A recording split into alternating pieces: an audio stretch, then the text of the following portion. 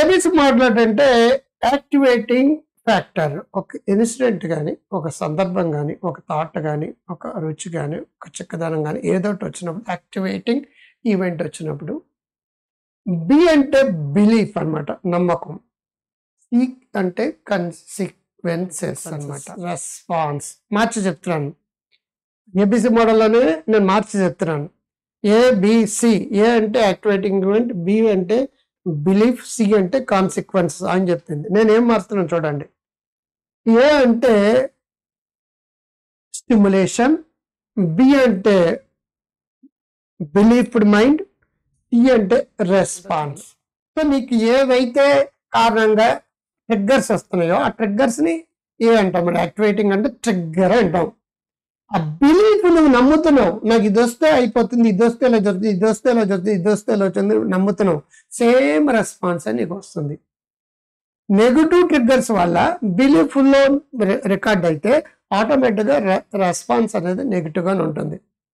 నీకు సమస్య వచ్చింది, బిలీఫ్ అయితే సమస్య వస్తే నా కష్టాలు అన్ని బాధలే, నా లైఫ్ ఇంక వేస్ట్ అయిపోతుంది అనుకున్నాడు. రెస్పాన్స్ నీకు టెన్షన్, భయం, ఆందోళన, కోపం, దుఃఖం, చచ్చిపోవాలనిపించడం, తాగడం, సిగరెట్ కాల్చడం, నా కర్మ, బద్ధకం, ఇవన్నీ వస్తాయి.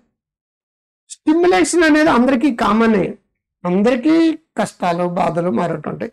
బిలీఫ్ ఏంటంటే ఒక సమస్య వచ్చింది, బిలీఫ్ ఏంటంటే సమస్యను సక్సెస్ గా మార్చుకుంటాం. రెస్పాన్స్ ఏంటంటే సమస్యను సక్సెస్ గా మార్చుకోవడానికి ప్రయత్నం చేస్తాం. స్టిమ్యులేటింగ్ ఫ్యాక్టర్ ఏంటి, ట్రిగ్గర్ ఏంటి, ప్రాబ్లం అండి. ఈ ప్రాబ్లం తగ్గదని నమ్మేస్తున్నాం. రెస్పాన్స్ ఏంటి, ఫ్లాట్ అయిపోతావు, పానిక్ అయిపోతావు, అయిపోయి నాకు అన్ని ప్రాబ్లమ్స్, నా జాతక చక్రం బాగాలేదు, మా horoscope is not supporting, numerology, hammerology, murmurology, వాస్తు బాగాలేదు, కాలం కలిసి రాలేదు, తిథులు, నక్షత్రాలు అన్నీ చూసేస్తాం. ప్రాబ్లం నీకు వచ్చింది, నాకు వచ్చింది. Problem is stimulating factor. నమ్మకం మార్చాలి, బిలీఫ్ మార్చాలి.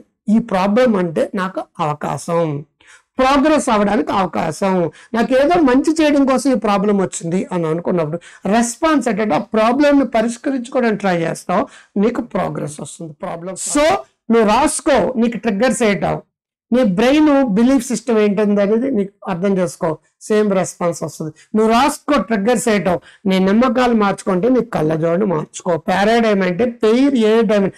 పెయిర్ అంటే 2, ఏ అంటే 1, డైమ్ అంటే అద్దాలని. పారాడైమ్. షిఫ్ట్ ద పారాడైమ్ అంటాం. పారాడైమ్ షిఫ్టింగ్ అంటాం. ప్రొయాక్టివ్ వే, రియాక్టివ్ వే. రియాక్టివ్ వే అంటే కోపం, ద్వేషం, భయం, ఆందోళన వస్తుంది. ప్రొయాక్టివ్ అంటే ప్రతి ప్రాబ్లంకి ఒక అవకాశంగా తీసుకుని ముందుకు వెళ్ళిపోతాం.